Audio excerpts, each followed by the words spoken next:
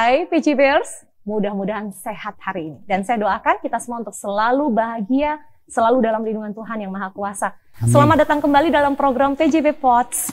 Ada satu hal yang menarik, kalau dengar term baru, The Marketing 5.0 and Data Driven Marketing. Itu bayangannya langsung, aduh Mbak, ini revolusi industri 4.0 aja udah challenge-nya luar biasa. Apa kabar ya marketing 5.0 ya? Ada apa ya dengan data driven marketing ya? Harus seperti apa PJB? Tenang, jangan khawatir, jangan sedih. Karena di episode spesial PJB Pods kali ini, saya Rizkyani Putri bersama dengan Direktur Pengembangan dan Niaga PT Pembangkitan Jawa Bali. Siapa lagi kalau bukan Bapak Iwan Purwana. Assalamualaikum warahmatullahi wabarakatuh. Pak Iwan, apa kabar? Waalaikumsalam warahmatullahi wabarakatuh, Mbak Putri. Alhamdulillah, damang pangesto. Damang pangestu. Iya. Alhamdulillah. Ya. Bapak, saya senang sekali ketemu sama Bapak. Saya pengen belajar banyak, saya pengen dapat bocoran. Akan dibawa kemana PJB nantinya? Ya. Dari sisi marketing strategi untuk pengembangan dan juga niaga. Ya. Kita mulai, boleh dari bagaimana gambaran bisnis belakangan ini untuk PJB? Baik, terima kasih Mbak Putri atas kesempatannya. Tentunya hal terkait bicara bisnis ini hal yang tentunya melekat dari setiap perusahaan ya, terutama PT PJB ini ya. Jadi tentunya PJB sudah menetapkan ya di dalam RKP, dalam rencana jangka panjangnya, bagaimana bisnis PJB ini harus dikembangkan. Arahan dari PLN Pusat sangat jelas ya, peran dari anak perusahaan, di mana PT PJB ini sebagai salah satu anak perusahaan PLN. Arahan contoh-contoh terbaik dari direktur kami, Pak Gong juga sudah jelas. Harus seperti apa PJB ini menghadapi setidaknya 5 tahun ke depan. Ya. Itu sudah clear. Dan kami juga tentunya sudah menjelaskan, mensosialisasikan ya, ke teman-teman di PJB ini. Nah, terkait masalah terminologi 5.0 ya. Dari sisi marketing. Dari sisi marketing, tentunya kita pelajari juga. Ya. Terminologi itu tentunya muncul dari para pakar marketing khususnya. Betul. Tapi bagaimana di PJB nanti tentunya saya jelaskan. Ya. Nah, PJB sendiri seperti apa sekarang ini ya. Jadi PJB tentunya dilahirkan di awalnya itu mengurus pembangkitan. Ya. Kami memiliki pusat-pusat pembangkit ya, yang kami miliki sendiri sekitar 7.000 mega lebih yang kami miliki sebagai aset ownernya. Dan teman-teman di pembangkitan itu berperan bagaimana menjaga operasi dan pemeliharaan. Sehingga energi listrik yang dihasilkan dari PJB itu bisa menyuplai pelanggan-pelanggan. Ya. Kita bekerja sama dengan PLN Transmisi, dengan P2B, dengan PLN Unit Induk Distribusi. Ya. Nah, tentunya fungsi utama kami adalah mengalirkan atau menghasilkan energi listrik. Ya. Jadi bisnis utama kami sebenarnya adalah mengalirkan energi listrik, menjual energi listrik ke sistem, ke transmisi. Nah, namun dalam perkembangannya, khususnya di mulai tahun ini dan sudah diinisiasi juga oleh di tahun sebelumnya, bahwa kita perlu berpikir lebih dari itu, tidak hanya menjual listrik ke sistem. Ya. Inline dengan program PLN ada istilahnya Beyond KWH. Beyond KWH. Jadi tidak hanya jualan listrik. Nah, listrik ini diidentikan dengan KWH. Nah, itu bahasa mudahnya. Nah, bagaimana PJB ini dalam konteks Beyond KWH ini? Ya. Nah, sebenarnya PJB, teman-teman yang hebat-hebat ini di PJB ini sudah melakukan sebenarnya, terutama yang namanya Operation Maintenance Services. Ya. Jadi keunggulan PJB, kekuatan PJB, kehebatan PJB adalah di operasi maintenance.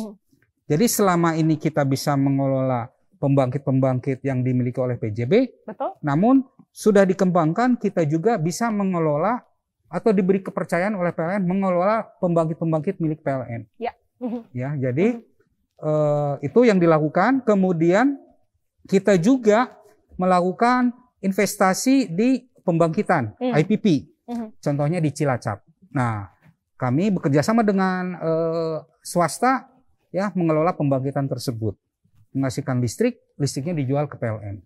Jadi utamanya kita menjual listrik dari pembangkit kita, ke sistem. kemudian kita juga mengelola pembangkit-pembangkit PLN melalui operation maintenance services ya. Kemudian kita juga melakukan kegiatan investasi ya, terus investasi di IPP listrik swasta ya.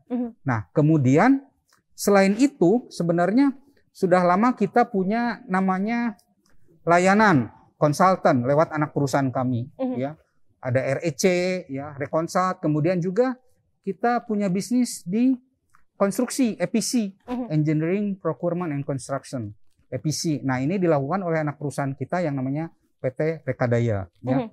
Nah, dari bisnis-bisnis tersebut kita kembangkan, kemudian juga kita punya anak perusahaan patungan dengan Indonesia Power, yaitu PLN Suku Cadang. Ya. Jadi itu setidaknya lini bisnis yang kami lakukan selama ini. Nah, ke depan tentunya secara market size-nya itu harus diperluas. Tentu. Tidak hanya di PLN Group, tapi bagaimana bisnis itu dikembangkan keluar. Keluar itu ke listrik swasta, ke perusahaan, ke industri, kemudian juga ke luar negeri. Jadi itu program yang kami lakukan ya. Ada satu hal lagi, yaitu keterlibatan PJB dalam pengembangan energi baru terbarukan. Ya. Jadi dari bisnis tadi juga menyangkut masalah EBT, energi baru terbarukan.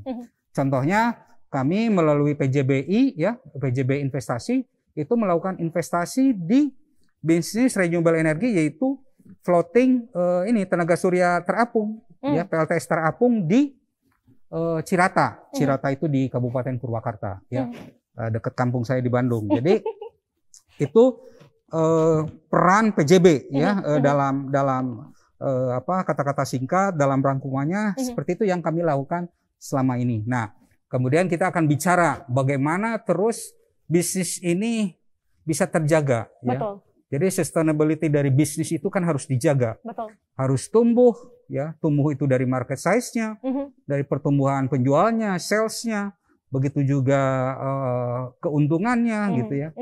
Nah, tentunya ini hal yang strategis yang kami terus pikirkan inline dengan perkembangan zaman. Perkembangan zaman itu dalam terminologi teman-teman marketing kita bicara yang namanya 0.0 ya. Jadi 1.0. Nah, 1.0 itu sejarah di mana ini terminologi umum yang mungkin maaf teman-teman ketahui ya. Itu produk driven. Jadi dulu itu pabrik gitu ya. Industri itu membuat produk. Nah, produk itu dipakai saja sama masyarakat ya. Jadi produk driven itu membuat produk, ada penemuan dan sebagainya, terus masyarakat menggunakan. Jadi belum ada peran komentar sebenarnya yang diinginkan masyarakat itu seperti apa. Ya. Jadi kalau dulu mobil ya dibuat aja mobil gitu ya, mungkin bentuknya kotak dan sebagainya. Begitu juga motor dan sebagainya, sepeda dan sebagainya. Nah itu belum bercerita sebenarnya keinginan customer itu apa. Ya. Belum lihat dari sisi customer. Dari sisi customer. Kalau dari listrik, ya seluruhkan aja listrik. Ya. Belum dengar sebenarnya kebutuhan customer itu listrik seperti apa. Berangkatlah ke teknologi 2.0. Jadi itu cerita dalam terminologi orang marketing itu customer oriented. Ya, jadi sudah mendengar kebutuhannya pelanggan. Nah tujuannya apa? Agar pelanggan puas. Pelanggan puas. Dan ya. Kemudian loyal. Loyal. Nah, tapi tidak berhenti di situ. Ya. Nah, maju lagi ke teknologi 3.0. Seperti apa? Nah, 3.0 itu bicara lebih luas. Bagaimana aspek lingkungannya? Bagaimana social responsibility-nya? Ya. Ada tanggung jawab sosial ya. Jadi tidak hanya sebatas pelanggan itu puas, tapi bagaimana lingkungan itu terjaga. Betul. Maka dimulailah yang namanya seperti kantong yang tidak lagi pakai kresek itu ya, plastik gitu kan. Kampanye peduli lingkungan. Kampanye peduli lingkungan. Jadi ada social responsibility di sana. Betul. Jadi 1, 2, 3 ya. Jadi bicara hanya produk tanpa mendengar customer kemudian berangkat mulai mendengar customer, tapi kita juga ada responsibility terhadap lingkungan. Nah, itu 1, 2, 3. Betul. Jadi ada peran humanity. Jadi tidak hanya customer saja, tapi lingkungan di luar customer pun yang tidak menggunakan itu tidak kena dampak. Dampak lingkungan. Jadi cerita 1, 2, 3. Nah, kalau makin menarik nih. Nah, kalau 4 itu seperti apa? 4 itu bicara tentang digital marketing. Jadi yang manual-manual didigitalisasi, dikomunikasikan dengan teknologi IoT gitu ya, Internet of Things gitu ya, media dan sebagainya. Barulah nanti bicara ke 5. Nah, ini. Nah, kalau 5 itu adalah perpaduan antara teknologi 3.0 dengan 4.0. Jadi bicara humanity, namun dikawinkan dengan digital. Nah, itulah 5.0. Itu Mbak. Ini sejarah yang sedemikian lengkap. Itu kata para ahli marketing, bukan kata saya. Yang kemudian kita pelajari dan kita pahami polanya, yang kemudian kita adaptasi. Bagaimana PJB nantinya akan bergerak ke arah yang tidak hanya punya tanggung jawab sosial terhadap lingkungan, terhadap manusia selaku customer, tapi juga dari sisi digital mampu untuk mengejar. Itu Mbak. Tantangan yang dihadapi saat ini, saya penasaran karena tadi disebutkan oleh Pak Iwan, core kompetensinya adalah memang pengelolaan pembangkit. Namun tidak lepas kemudian tadi ada sisi investasi juga dikerjakan, juga mengelola pembangkit yang bukan milik aset PJB sendiri. Betul. Ada proses di situ yang kemudian berjalan dan hari ini kalau kita bicara tantangan industri tidak hanya di era pandemi tapi juga sebelum pandemi beberapa waktu terakhir dengan hadirnya revolusi industri 4.0, apa yang menjadi marketing issues di PT Pembangkitan Jawa Bali saat ini? Baik, jadi selama ini kan modelnya bisnis PJB karena memang masih didominasi dengan mindset bahwa PJB itu perusahaan yang menjual listrik dari pembangkit. Tentunya boleh dikata kita belum leading seperti perusahaan-perusahaan barangkali yang memang fokusnya di produk-produk massal seperti gitu ya. Nah, sekali lagi bahwa PJB itu harus memahami perubahan yang terjadi. Jadi satu, kita sudah sepakat di internal bahwa kita tidak hanya menjual listrik. Tadi yang seperti saya tegaskan beyond KWH. Nah,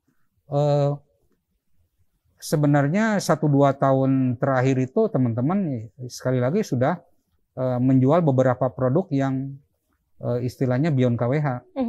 Tapi itu masih parsial ya. Dari sisi marketingnya belum terintegrasi ya. Bagaimana kerjasama antar anak perusahaan PJB gitu ya. Bagaimana kerjasama PJBS katakan PJB Services dengan PLN Suku Cadang, kemudian kerjasama dengan Rekadaya gitu ya. Nah, itu kan belum dilakukan secara masif ya integrasi marketing itu. Kemudian barangkali selama ini kita juga belum bisa secara sempurna mengeksekusi proyek-proyek itu secara cepat. Ya. Jadi itu ininya. Terus kemudian juga dalam business development-nya kepastian kontinuitasnya seperti apa. Ya. Nah itu juga tentunya menjadi tantangan di sisi marketing kami. Ya. Kemudian tidak kalah penting juga masalah branding ya. Karena evaluasi selama ini ya PJB itu identiknya dengan menjual listrik dan operasi pemeliharaan. Artinya konteks B2B bisnisnya itu sangat tebal sekali. Iya, jadi ya konteksnya hanya di situ aja. Di situ. Ya. Padahal ada layanan-layanan lain ya. Yang bisa dioptimalkan. Seperti PJB Academy. PJB Academy itu ada model di mana pelatihan itu kita bisa melihat ya kalau mesin dibongkar itu video 3 dimensi dan sebagainya di mana zaman kuliah saya itu nggak ada. Nah, jadi anak-anak itu akan lebih mudah belajar ya. Begitu juga layanan di renewable energy ya. Jadi PJB itu sudah melakukan riset setidaknya 5 tahun terakhir tuh. Jadi ada contoh PLTS 1 mega di Cirata. Ya, jadi sebelum bangun yang besar itu teman-teman sudah melakukan riset.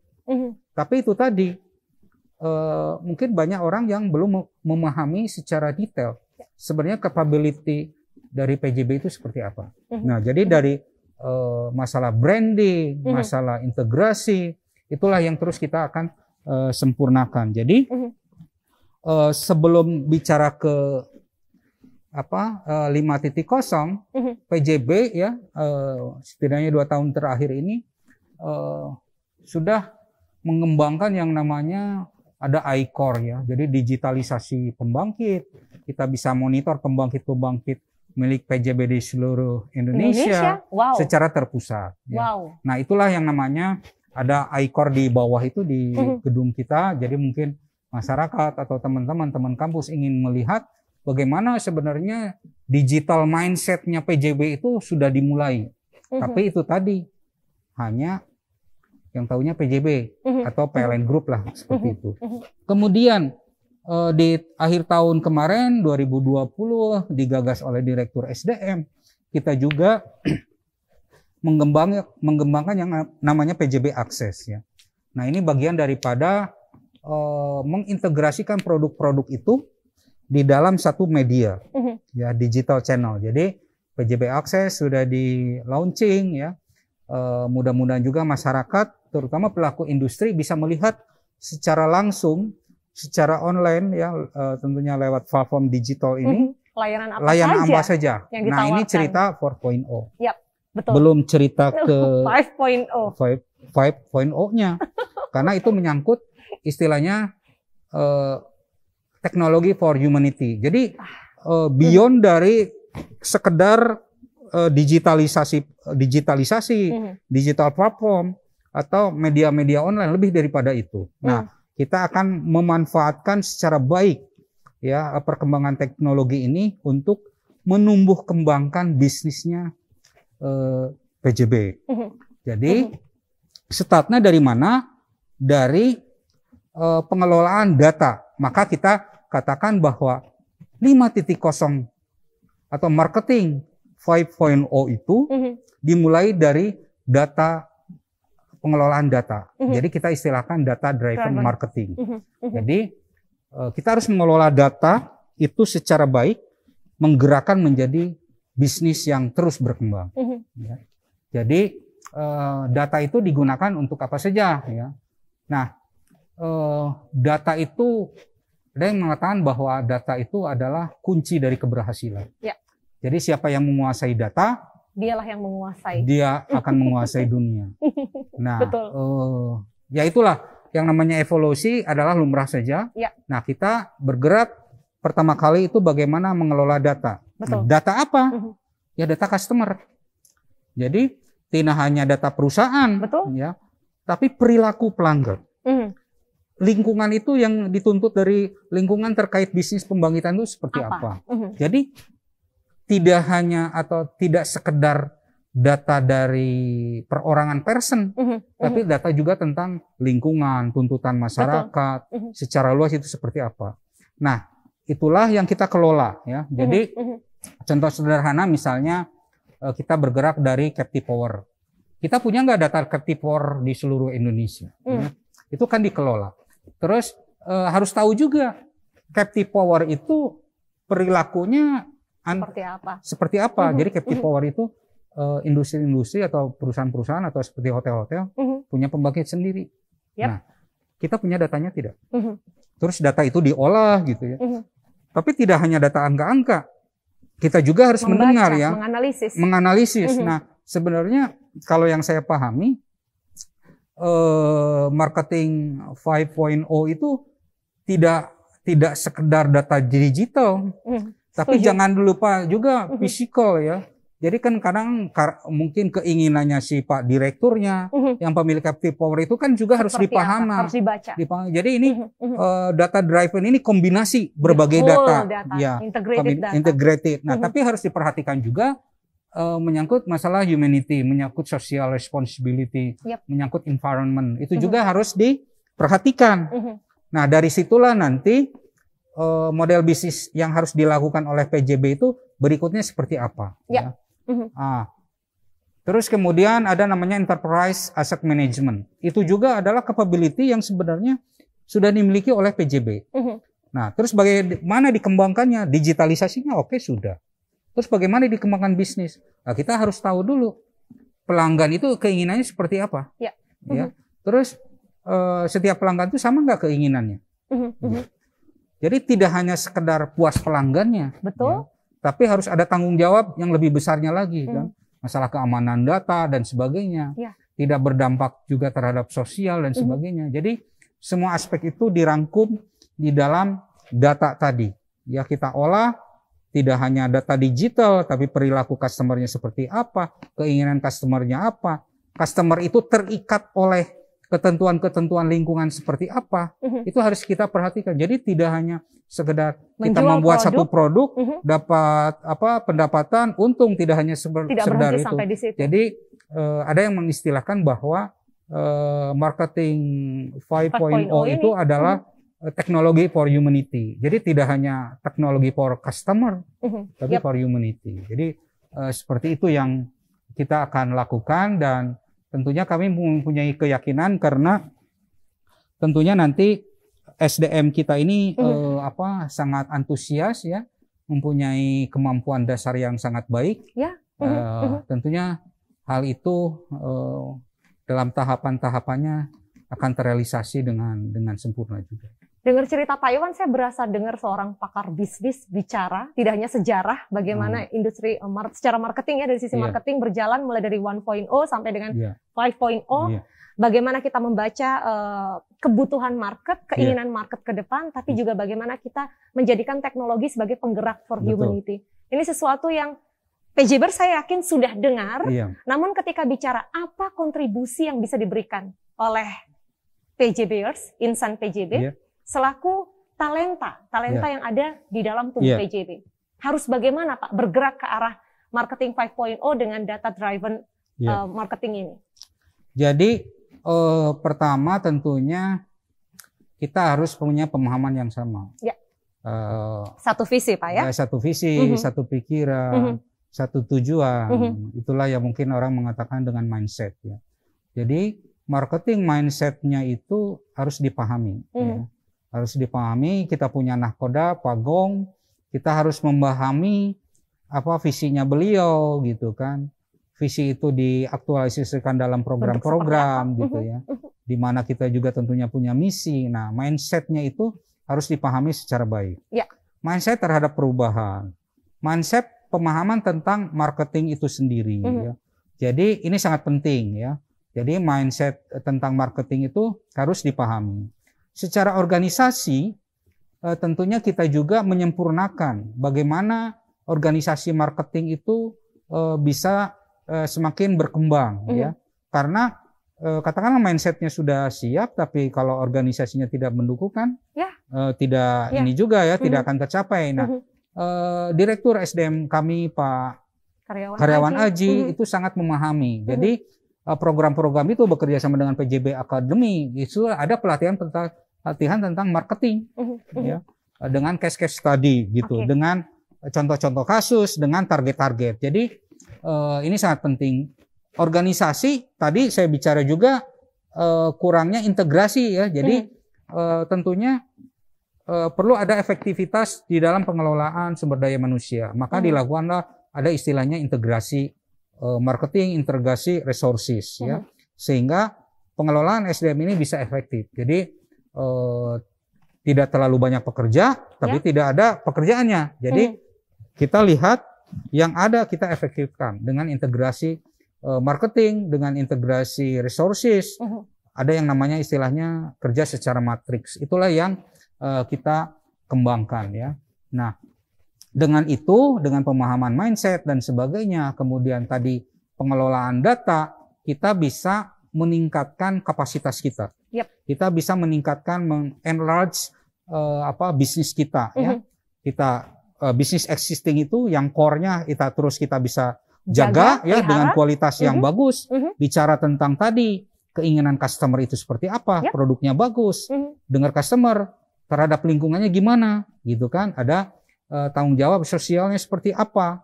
Kemudian bagaimana pengelolaan digitalnya ini? Nah, kita sudah ada iCore, kita sudah bisa memonitor seluruh pembangkit sampai ke burner-burnernya, temperaturnya berapa, tekanannya berapa, sudah dimonitoring. Nah, dikembangkan bagaimana ini bisa dijual. Jadi tidak hanya kepentingan pembelajaran. Nah, tapi pengembangan itu juga harus memperhatikan sekali lagi aspek-aspek lainnya. Tidak hanya kepada customer kita, tetapi juga terhadap lingkungan ya. Dengan itu sekali lagi kita bisa mengembangkan ekspansi kita ya. Kemudian juga secara terus-menerus, karena yang namanya bisnis itu dinamis, kita akan melakukan satu riset terus pengembangan ya. Bisa jadi yang cocok di tahun ini udah tidak cocok lagi, obsolete di tahun depan. Betul. Tahun depan bisa lagi tidak cocok di 2023. Terus melakukan itu. Tapi tentunya dengan proses tahapan yang sudah kita lakukan. Karena sesuatu itu kadang kita tidak bisa melakukan meloncat.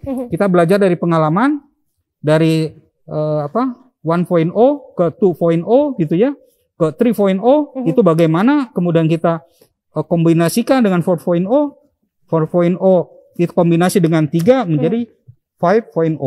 Jadi seperti itu proses yang kita lakukan, dan ini adalah optimisme yang luar biasa, dan kita sudah mendengar juga bagaimana PJBers itu sangat antusias. Betul. Ya. Betul. Dan para pendahulu PJB di sini, direksi juga sudah melakukan struktur pendidikan organisasi yang luar biasa di PJB. Jadi dengan keyakinan itu rasanya tantangan-tantangan internal itu kita bisa atasi dengan baik. Tinggal eksternalnya nih, challengingnya ya. Jadi kalau internal sudah selesai, tentunya apapun tantangan di luar itu rasanya insya Allah bisa mudah dikerjakan, dieksekusi. Itu Mbak. Menjadi tangguh di dalam untuk membuktikan keandalan. Betul. Bagi segenap insan yang ada di Indonesia. Sekali lagi, 5.0 itu tidak hanya sekedar cari untung, tapi bertanggung jawab terhadap sosial. Jadi teknologi for humanity. Jadi kita memberikan manfaat. Bagaimana pengembangan PJB ini juga bermanfaat untuk lingkungan sekitar. Mungkin di sini karena di PJB ini banyak ustadz, mungkin itu terminologi dari bahasa lainnya itu rahmatan lil alamin gitu ya. Tapi saya bukan ustadz, teman-teman yang lain itu. Barangkali seperti itulah. Jadi PJB yang memberikan rahmat kepada lingkungan sekitar, kepada Indonesia seperti itu. Yang bermanfaat untuk semesta. Pak Iwan Purwana, Direktur Pengembangan dan Niaga PT Pembangkitan Jawa Bali.